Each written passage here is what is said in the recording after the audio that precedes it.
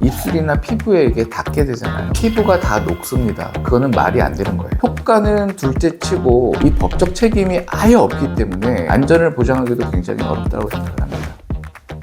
요즘 셀프 치아 미백제라고 해서 집에서 하는 자가 미백제들을 온라인이라든지 인터넷이라든지 이런 데서 많이 구매들 하시고, 특히나 해외에서 직접 직구를 하셔갖고 많이 구매들 하시잖아요. 근데 과연 이게 진짜 하얘지기는 하는지, 결론부터 말씀을 드리면 하얘집니다. 문제는 얼마나 안전하고 얼마나 효과가 있느냐가 문제거든요. 치과에서 하는 미백은 치과 의사나 치과 스태프들이 계속해서 관리를 하면서 통제한 상태에서 치료가 들어가기 때문에 굉장히 안전한 치료에 분류가 됩니다. 자가 미백제는 왜 위험한지는요, 치아 미백 개념 원리는 분리의 개념이 아니라 분해의 개념이라고 생각하시면 되거든요. 치아에 붙어있는 변색 물질들을 미백제 성분을 이용해서 분해시키는 겁니다. 이때 사용되는 성분이 과산화수소입니다. 예전에는 국내에 수입이 되거나 국내에 들어오는 허용되는 농도가 5%가 있었을 때가 있었거든요. 한 15년 전만 하더라도. 근데 왜 5%의 농도였냐면 5% 이상이 넘어가면 이거는 독극물로 취급을 했거든요. 왜 피부 이렇게 소독할 때 과산화를 하다 보면 하얗게 뽀얗게 막 거품이 뽀글뽀글 일어나잖아요. 그게 농도가 높아지면 이게 뽀글뽀글 하얗게 일어나는 게 일종의 화학적 버닝이거든요. 화상. 농도가 희석되지 않은 상태에서 삼키게 되거나 어린아이들이 그거를 먹게 되면 큰일 납니다. 그래서 자가 미백 하실 때는 농도가 훨씬 낮은 농도로 사용을 하지만 해외에서 구입하는 직구 제품들 같은 경우에 보통 10%에서 20% 농도, 해외 기준이라거나 허가를 받지 않은 제품들이 들어오기 때문에, 근데 이러한 제품들 자체가 환자분들 본인이 아무리 조심을 사용을 한다 하더라도 안전이라든지 효능에 대해서는 보장하기가 굉장히 어렵습니다. 저희 치과에서 사용되거나 저희 치과에서 지급이 되는 자가 미백제 같은 경우에는 일반 의약품으로 되어 있어서 사용 후에 나타나는 부작용에 대한 대처라든지 부작용에 대한 예상이라든지 이런 부분들이 허가사항에서 굉장히 타이트하고 깐깐하게 컨트롤 되거든요.